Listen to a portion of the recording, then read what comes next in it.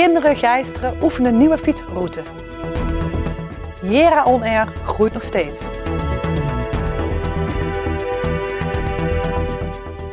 Het is vandaag 17 juni, dit is het Pelemaasjournaal. Patrick van den Broek wil in de periode 2015-2019 gedeputeerde blijven in het provinciehuis in Maastricht. Over 9 maanden zijn de provinciale verkiezingen.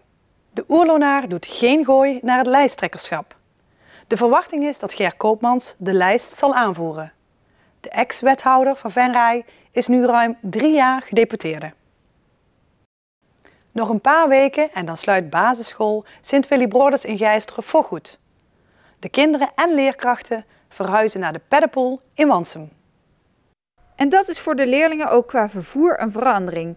Waar de meeste kinderen nu lopend naar school kunnen, moeten zij volgend schooljaar zo'n 3 kilometer fietsen vanuit Gijsteren.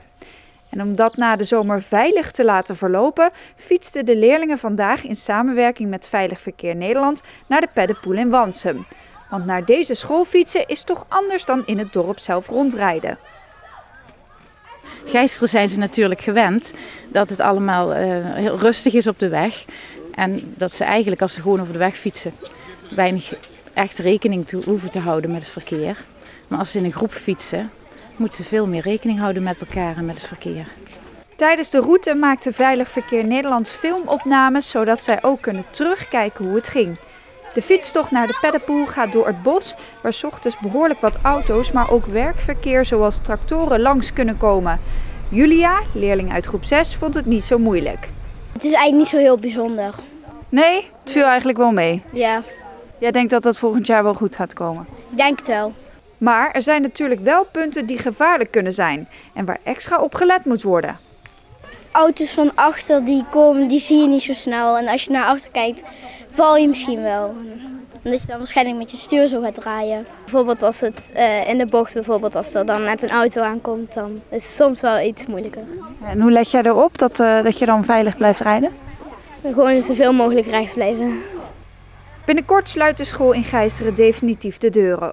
Op dit moment wordt samen met de Peddepoel in Wansum gekeken hoe de 2 scholen alles kunnen samenvoegen.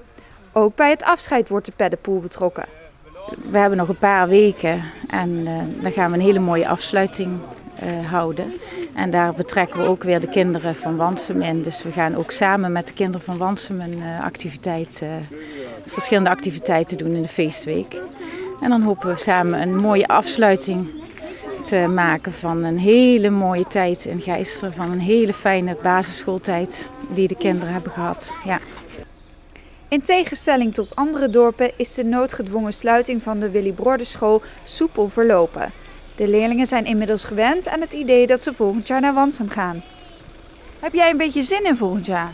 Ja, want ik heb ook vrienden in Wansum en die zie ik niet zo vaak omdat ik in Gijsteren op school zit. Het is wel anders, maar ik denk dat het ook wel leuk wordt. Wat ga je missen aan school in Gijsteren?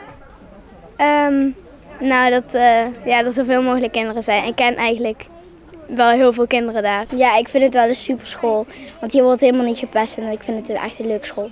En hoe ga jij volgend jaar nou naar school? Met de fiets? Ja, met de fiets. En ga je dan alleen of denk je dat jullie wel samen gaan fietsen? Ik heb wel een andere route dan de rest, maar misschien fiets ik toch wel soms samen. 24 augustus starten de leerlingen van Gijsteren op de Peddepoel. Het gebouw van Sint Willibrordus wordt in de zomer aangepast om als tijdelijke huisvesting van het speciaal onderwijs te fungeren. De Julianensingel staat bekend als een beeldbepalend oude laan met prachtige kastanjebomen. Het waren er ooit 67, maar er zijn er nu nog amper 50 van over. Volgens de gemeente zijn de meeste bomen aangetast door een bloedingsziekte. Daarom werden er 2 weken geleden uit voorzorg 10 stuks gerooid. Het lot van de overige kastanjes is nog ongewis. Komend najaar kunnen 8 nieuwe bomen worden geplant. Daarvoor moeten er eerst nieuwe, ruime groeiplaatsen worden gecreëerd. Het IJsselsteinse festival Jera On Air blijft groeien. Dit weekend pakt het punkrock en hardcore festival uit met een groter terrein, groter bezoekersaantal en vooral een grotere line-up. Het evenement is de afgelopen 22 jaar enorm gegroeid. De bezoekers komen uit alle uithoeken, zoals België, Duitsland en zelfs Slovenië. Een van de grootste publiekstrekkers waren de Dropkick Murphys. Dit is een Amerikaanse punkband met Ierse roots. Afsluiter van het festival was de hardcore band Hatebreed. Het enthousiasme van het publiek en de artiesten was groot. De organisatie kan terugkijken op een geslaagd evenement. Tot zover dit Pelemaasjournaal. Tips kunt u mailen naar de redactie. Deze uitzending wordt herhaald tot en met woensdag 6 uur 's avonds. Donderdag is er weer een nieuwsjournaal. Weer of geen weer, bij ons is het altijd vakantieweer.